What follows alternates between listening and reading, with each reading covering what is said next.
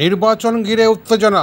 হুগলি জেলার শ্রীরামপুর লোকসভা কেন্দ্রের তৃণমূল প্রার্থী কল্যাণ বন্দ্যোপাধ্যায়ের হুঁশিয়ারি, পাল্টা সাংবাদিক সম্মেলন আগামীকাল জরুরি ভিত্তিতে বিজেপি প্রার্থী কবির শঙ্কর বোসের। গত নির্বাচনে যেমন আঘাত পেয়েছিল তৃণমূল কর্মী, এরকম যদি পরিস্থিতি এবারেও হয় তবে কিন্তু আমরা তৃণমূল কর্মীরা একজোট হয়ে ছেড়ে কথা বলবো না, তৈরি আমরা।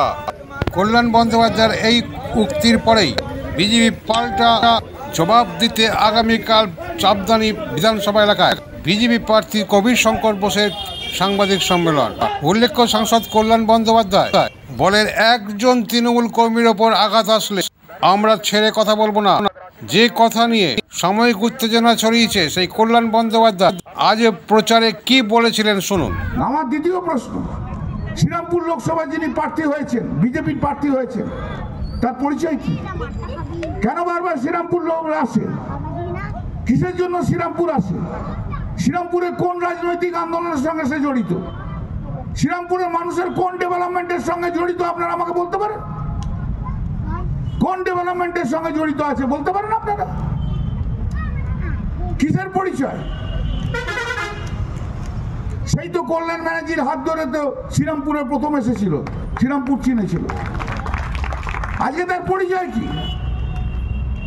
লিখছে ব্যারিস্টার কটা মামলা করেছে বলুন না, গত 3 বছরে কি মামলা করেছে কেউ জানেন? কোন মামলা করেছে? কোন মামলা করেছে কেউ জানেন? কোন মামলা কে করেছে কেউ জানেন? তার বাড়ি কোথায় কেউ জানেন? তার বাবার নাম কি কেউ জানেন? কোন বংশের লোক তা জানেন? তিনি পরিচয় দিয়ে রাজনীতিতে পরিচিত হচ্ছেন, টিকিট পাচ্ছেন, আসছেন কিসের জন্য? না প্রাক্তন শ্বশুরের নাম কল্যাণ ব্যানার্জি, সেই জন্য। তাকে আমি জ্যান্ত রাখবো না, এই কথাও বলে দিলাম। তাই কথা বলে দিলাম, আমার কোনো পোলিং এজেন্টের গায়ে যদি হাত পড়ে কিন্তু আমি ছেড়ে কথা বলবো না।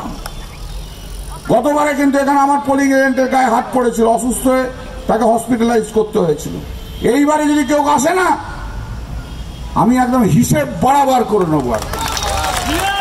জয় হিন্দ, বন্দে মাতরম।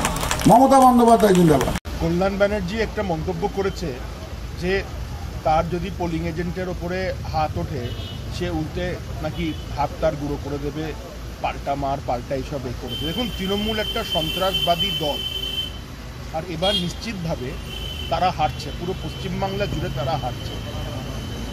সিপিআইএমের যে সন্ত্রাসবাদী লোকেরা, ওই হারমাট কাডার, তারা এবার তৃণমূলে এসছে। কল্যাণ ব্যানার্জির এই ভাষায় পরিষ্কার হচ্ছে যে তৃণমূল ভয় পেয়ে গেছে। প্রশাসনের দায়িত্ব এখন নির্বাচন কমিশন আছে।